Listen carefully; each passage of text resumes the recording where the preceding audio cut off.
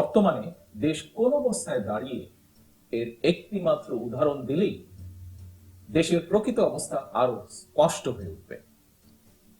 সমগ্র জাতি আমরা সকলে দেখতে পাচ্ছি ছাত্র, শিক্ষক, অভিভাবকদের অন্ধকারে রেখেই শিক্ষার্থীদের উপর তথাকথিত জাতীয় শিক্ষা কারিকুলাম চাপিয়ে দেওয়া হয়েছে। এর বিরুদ্ধে শিক্ষার্থী এবং অভিভাবকদেরকে প্রতিবাদ জানানোর সুযোগ নেই। কিছু শিক্ষার্থী এবং অভিভাবকগণ প্রতিবাদ জানানোর চেষ্টা করেছিলেন, কিন্তু তাদের উপরে হামলা মামলা হয়েছে।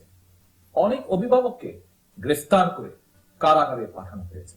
দেশের সর্বোচ্চ বিশ্ববিদ্যালয় শিক্ষকগণ চাপিয়ে দেওয়া শিক্ষা কারিকুলামের ব্যাপারে নিজেদের মতামত প্রকাশ করতে ঢাকা বিশ্ববিদ্যালয় গত 13ই ডিসেম্বর একটি আলোচনা সভার আয়োজন করেছিলেন।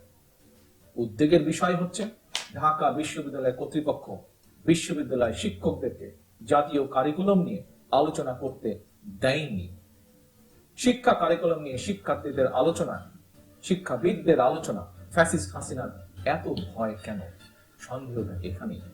প্রিয় দেশবাসী, বিশ্ববিদ্যালয়ের শিক্ষকগণই যদি আলোচনার সুযোগ না পান, তাহলে জাতীয় শিক্ষা কারিকুলাম নিয়ে কারা আলোচনা করবেন?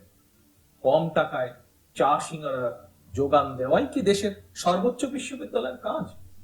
অবাধ নকলের সুযোগ কিংবা অটোপাস দিয়ে ফ্যাসিস্ট হাসিনা ইতিমধ্যেই দেশের শিক্ষা ব্যবস্থা এবং একটি প্রজন্মের সর্বনাশ করেছে। জনমনে প্রশ্ন উঠেছে, এবার কি তাহলে দেশকে তাবেদার রাষ্ট্র বানিয়ে রাখার সুদূর প্রসারী ষড়যন্ত্রের অংশ হিসেবে একটি মেরুদণ্ডহীন প্রজন্ম তৈরি করতেই বিতর্কিত এই জাতীয় শিক্ষা কারিকুলামটি চাপিয়ে দেওয়া হয়েছে?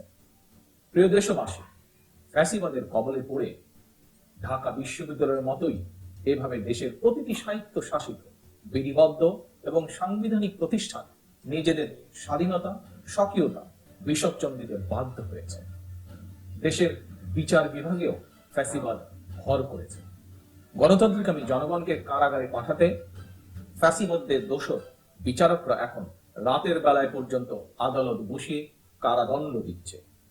ফ্যাসিবাদের দোষর কতিপয় বিচারকের অবিচার থেকে মৃত মানুষ পর্যন্ত রেহাই মিলছে না। এত করিতকর্মা বিচারক, অথচ যুগ পার হয়ে গেলেও সাগর রুনি হত্যার বিচার নেই। 8-9 বছর পেরিয়ে গেলেও বাংলাদেশ ব্যাংকের ফরেন রিজার্ভ থেকে 800 কোটি টাকা লোপাটের তদন্ত নেই। আমি পরিষ্কারভাবে বলতে চাই, ফ্যাসিস্ট হাসিনাকে খুশি করতে দিনে রাতে আদালত বসিয়ে যারা গণতন্ত্রকামী জনগণের বিরুদ্ধে আইনের নামে বেআইনি কর্মকাণ্ডে লিপ্ত, তাদেরকেও একদিন অবশ্যই আসামির কাঠগড়ায় দাঁড়াতে হবে।